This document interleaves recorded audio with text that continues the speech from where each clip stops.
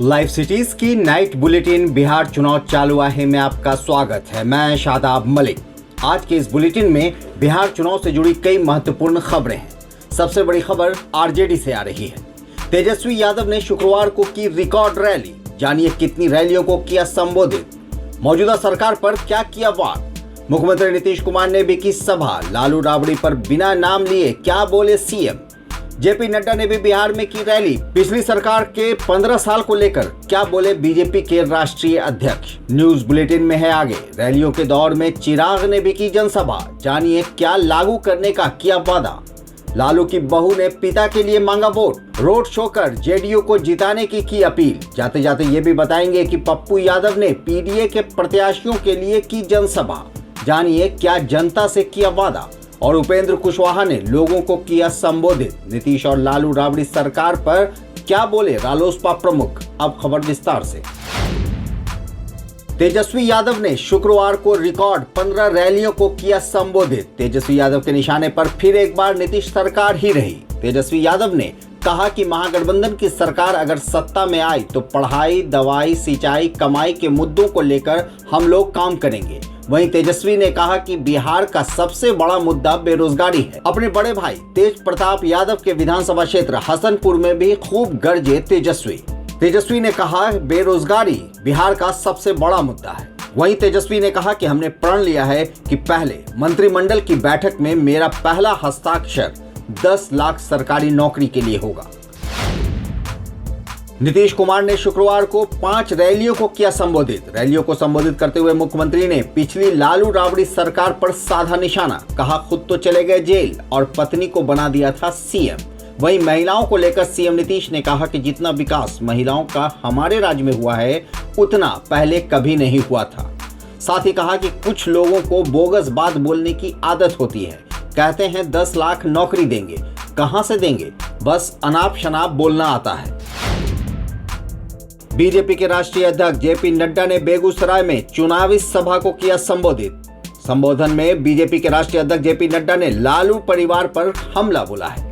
नड्डा ने कहा कि तेजस्वी के पिता लालू प्रसाद यादव तेल पिलावन रैली करते थे और लाठी भांजते थे। अगर इस तरह की फिर सरकार बनेगी तो बिहार को कहां ले जाएंगे, ये जंगल राज में लोग देख चुके हैं। इसलिए नीतीश कुमार के नेतृत्व में एनडीए के लिए लोगों से मांगा वोट। चिराग पासवान ने भागलपुर में जनसभा को किया संबोधित। चिराग की सभा में काफी संख्या में महिलाएं दिखी। चिराग पासवान ने पिछले 30 साल की सरकारों पर किया हमला। सभा संबोधित करते हुए चिराग ने कहा बिहार फर्स्ट, बिहारी फर्स्ट लागू करके ही मानूंगा। कृषि मंत्री प्रेम कुमार ने नल जल योजना मामले में छापेमारी पर कहा अगर कहीं गड़बड़ी हुई है तो जांच की जाएगी, दोषियों के खिलाफ कार्रवाई भी होगी। तेजस्वी ने नीतीश कुमार पर निशाना साधते हुए कहा कि सरकार में 60 घोटाले हुए हैं लेकिन किसी पर सुनवाई नहीं हुई है। महंगाई आसमान छूता जा रहा है। प्याज और आलू का दाम लोगों की पहुंच से बाहर हो चुका है। कोरोना काल में सरकार की ओर से किसी को मदद तक नहीं पहुंचाई गई। लोग हजारों किलोमीटर भूखे प्यासे चलकर बिहार आए, फिर रोजगार की तलाश में दूसरे प्रदेश जा रहे हैं लेकिन उनकी सुध नहीं ली जा रही।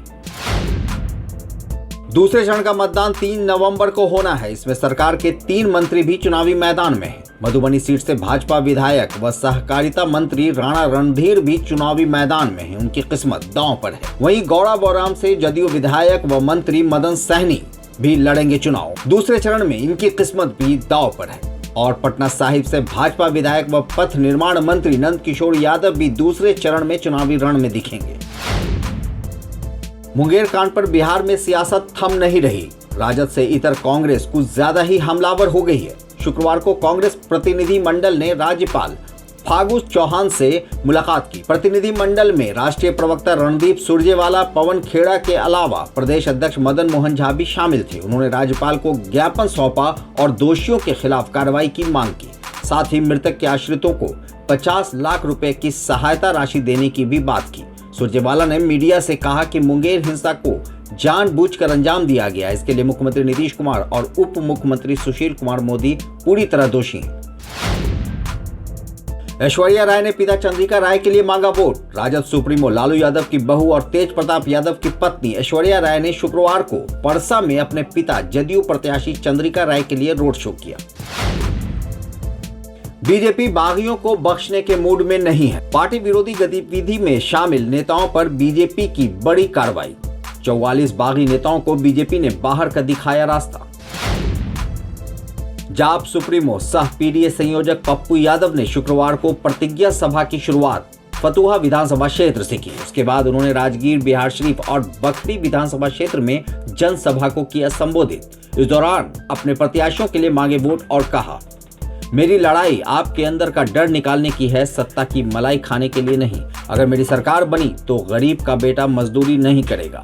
18 साल तक गरीबों के बच्चों को पढ़ने के लिए 4,000 रुपये प्रति माह दिया जाएगा। वहीं जब वह इंटर कर लेगा और आगे की पढ़ाई करेगा तो उसके बैंक खाते में हर माह 8,000 रुपये भेजे जाएंगे। साथ ही कहा कि इंटर के बाद बेटियों को स्कूटी और बेटों को मोटरसाइकिल देंगे।